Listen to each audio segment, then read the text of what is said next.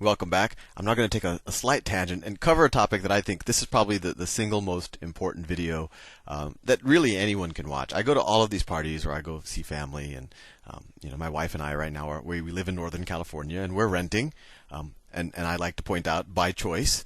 And I have family members. Why don't you buy? You're at that stage in life. That's a major milestone. All of this. There's a lot of pressure to buy.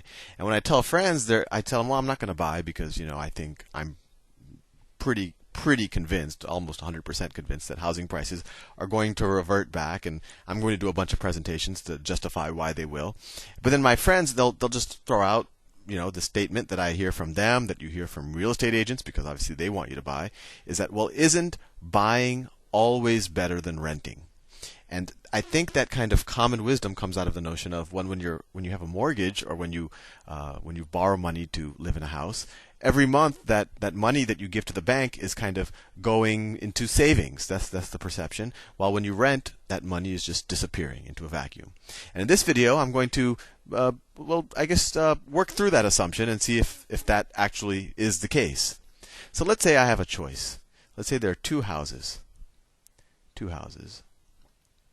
This is house number 1, and this is house number 2.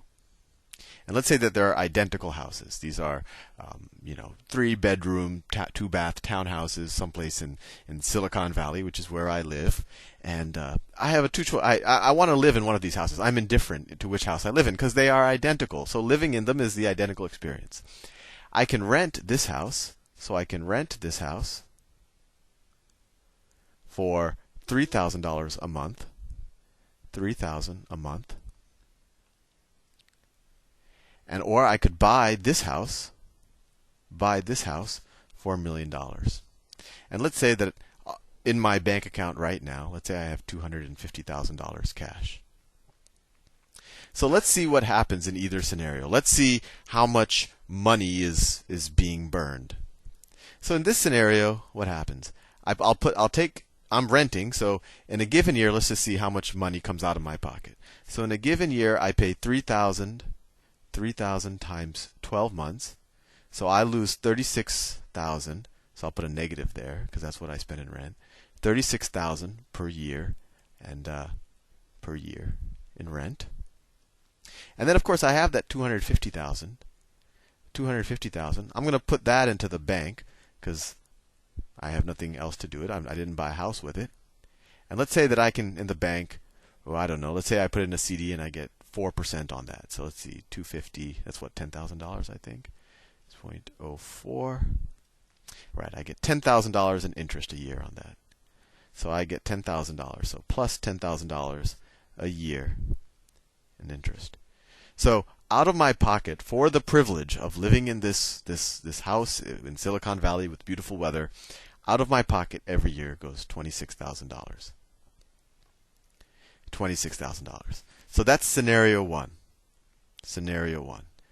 So what happens if I give in to kind of the peer pressure of family and realtors and the mortgage industry, and I buy this house for $1 million? Well, I only have $250,000, which is more, frankly, than most people who buy $1 million houses have. But I have $250,000 cash, so I need to borrow $750,000. So I take out a mortgage for $750,000. And I'm going to do a slight simplification, and maybe in a future presentation I'll do kind of a more complicated one. In a lot of mortgages, when you pay your monthly payment, most of your monthly payment, at least initially, is the interest on the amount that you're borrowing, and you pay a little bit extra on that to bring this value down. That's called paying off the principal. You can also take an interest-only loan, but the component of the interest is the same. Essentially, when you take a traditional mortgage, kind of a 30-year fixed, every month you're paying a little bit more than the interest just to take down the balance. But for the simplicity of this argument, I'm just going to say that we're doing an interest-only mortgage, and then maybe with any extra savings, I can pay down the principal. And that's the same notion. And right now, if I do 25% down and I'm buying $1 million house, so I'll have to take a $750,000 mortgage. I don't know what a good rate is, 6%? So let's say at 6%, 6% interest. 6% interest. So to live in this house, how much am I paying just in interest? Well, I'm paying 750,000 times 6% a year.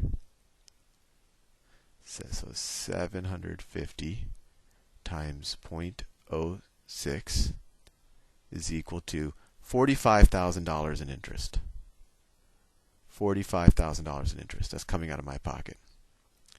And of course, on a monthly basis, that means in interest per month I'm paying, just to get an idea, I'm paying about $3,700, $3,800 in interest a month. My mortgage actually might be something like $4,000 a month. So I pay the interest, and then I pay a little bit to chip away at the whole value of the loan. And it takes 30 years to chip away at the whole thing.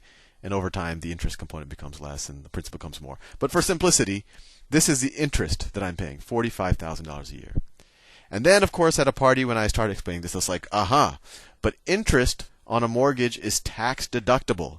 And what tax deductible means is that this amount of money that I spend on interest on my mortgage, I can deduct from my taxes. I can tell the IRS that I make $45,000 less than I actually did. So if I am getting taxed at, let's say, 30%, what is the actual cash savings? Well, I'll save 30% of this. I'll have to pay $15,000 less in taxes. How does that work? Well, think about it. Let's say I earned $100,000 in a year, and I normally have to pay 30%, so I normally pay $30,000 in taxes. Right? This is if I didn't have this great tax shelter with this house. Now I have this interest deduction. So now I tell the IRS that I'm actually making $55,000 a year. And then $55,000, and let's say my tax rate is still 30%. It actually would probably go down but let's just, for simplicity, assume my tax rate is still 30,000. So now I'm going to pay $16,500 in taxes to the IRS. So how much did I save in taxes? Minus plus 30 is equal to. So I saved $13,500 from taxes, from being able to deduct this $45,000 from my income. So let's say tax savings. Tax savings. The tax savings plus 13.5K. Now, what else goes into this equation? Do I get any interest on my $250,000? Well, no. I had to use that as part of the down payment on the house, so I'm not getting any interest there. But what I do have to do is I have to pay taxes on my property. In California out here, we have to pay 1.25% in taxes of the value of the house. So what's 1.2? So taxes is property tax.